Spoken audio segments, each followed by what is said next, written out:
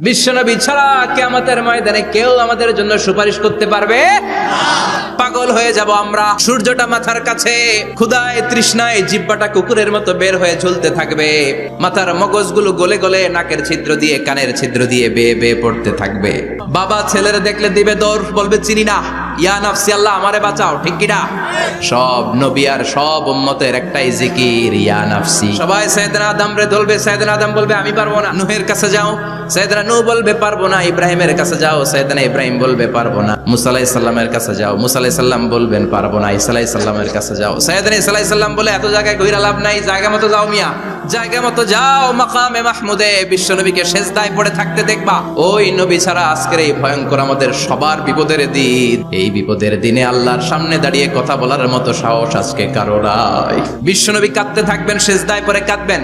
সবার জিকির ইয়া নফসি ইয়া নফসি, বিশ্বনবীর জিকির ইয়া উম্মতি। কাঁদতে কাঁদতে নবী আমার বেহুশ, সবাই বিশ্বনবীর চারদিকে দাঁড়িয়ে থাকবে গোল হয়ে। আমার নবী মাকামে মাহমুদে সেজদায় পড়ে থাকবে। বিশ্বনবীর কান্না দেখে আল্লাহর সহ্য হবে না।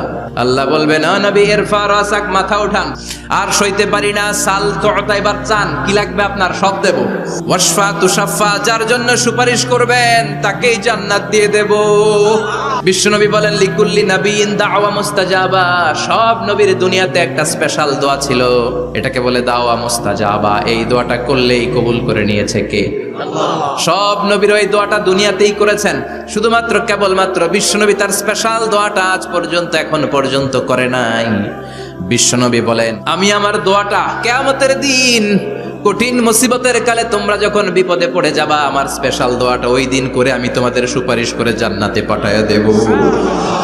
আবার উনি সাহিবুল কাউসার, উনি কাউসারের মালিক। তৃষ্ণার চোটে আমরা পাগল পারা হয়ে বিশ্বনবীর কাউসারের দরবারে যাব।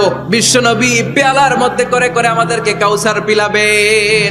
কি মজার পানি, মধুর চাইতেও মিষ্টি, বরফের চাইতেও ঠান্ডা, আবিয়াদু মিনাল লাবান, দুধের চাইতেও সাদা। এক ঢোক যে পান করবে আজীবনের জন্য তৃষ্ণা চলে যাবে। দুইজন নৌকায় বসা, একটা চড়ুই পাখি এসে সাগরের পানি খায়। তো খিজির আলাইহিস সালাম বললেন মুসা, চড়ুই পাখিটা দেখতে পাচ্ছ? মুসা আলাইহিস সালাম বললেন হ্যাঁ দেখতে পাচ্ছি। চড়ুই পাখি যে পানি খেলো এই মাত্র, এটা দেখেছো? হ্যাঁ দেখেছি। পানি খাওয়ার কারণে চড়ুই পাখির চঞ্চুতে মানে ঠোঁটে যে একটু সাগরের ছিটে ফোটা পানি লেগেছে, দেখেছো? মুসা আলাইহিস সালাম বললেন হ্যাঁ দেখেছি। তো খিজির আলাইহিস সালাম বললেন এই যে সাগর থেকে, মহাসাগর থেকে পানি খাওয়ার কারণে চড়ুই পাখির ঠোঁটে সামান্য সাগরের ছিটে ফোটা পানি যতটুকু ঠোঁটে লেগে আছে, এটা হচ্ছে তোমার, আমার আর মহাবিশ্বে আমরা যারা আছি সবার জ্ঞান। আর এই পড়ে থাকা মহাসাগরের পানি হচ্ছে আল্লাহর জ্ঞান। কবরে এসে প্রথম প্রশ্ন করবে মুনকার নাকির, যখন চলে আসবে 40 কদম, যখন আত্মীয় স্বজনরা লাশটাকে কবরের মধ্যে দিয়ে 40 কদম চলে যায়, তখনই ফেরেশতা চলে আসে। এসেই পরীক্ষা শুরু। প্রথম প্রশ্ন তোমার রব কে? আমরা বলবো আমাদের রব আল্লাহ। দ্বিতীয় প্রশ্ন ওমা দীনু, তোমার ধর্মের নাম কি? আমরা কি বলবো? তৃতীয় প্রশ্ন বিশ্বনবীর চেহারা দেখিয়ে বলা হবে এই লোকটারে চিনো নাকি? আমরা বলবো চিনি, আমাদের প্রাণের নবী। তিনটা প্রশ্নের যথাযথ উত্তর যখন দিয়ে দিলেন, আপনার জন্য অতিরিক্ত আরেকটা প্রশ্ন করা হবে ওয়ামা ইলমু। তিনটা প্রশ্নের উত্তর যে তুমি করতে পারলা, কিভাবে পারলা?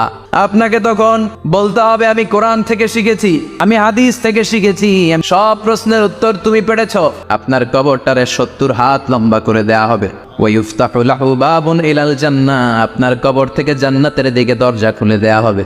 ওয়ায়ুলবাসু মিন লিবাসি আহলিল জান্নাহ, জান্নাতের 2টা রেশমি কাপড়ের পোশাক এনে আপনারে পরিয়ে দেয়া হবে। আর বলা হবে নাম কানাউমিল আরুস, ঘুমাও। তোমাকে লম্বা সময় পাড়ে দিতে হবে, ঘুমাও। কানাউমিল আরুস, বাসর রাতে যেমনি বর কনেকে নিয়ে মধুর ঘুম দেয়, তুমিও ঘুমাও, কেউ তোমার ঘুম ভাঙবে না। কিয়ামতের জন্য ইসরাফিলের সিংহায় যে ফুৎকার আছে, ওই ফুৎকার ছাড়া কোনো কিছুই তোমার ঘুম ভাঙাতে পারবে না।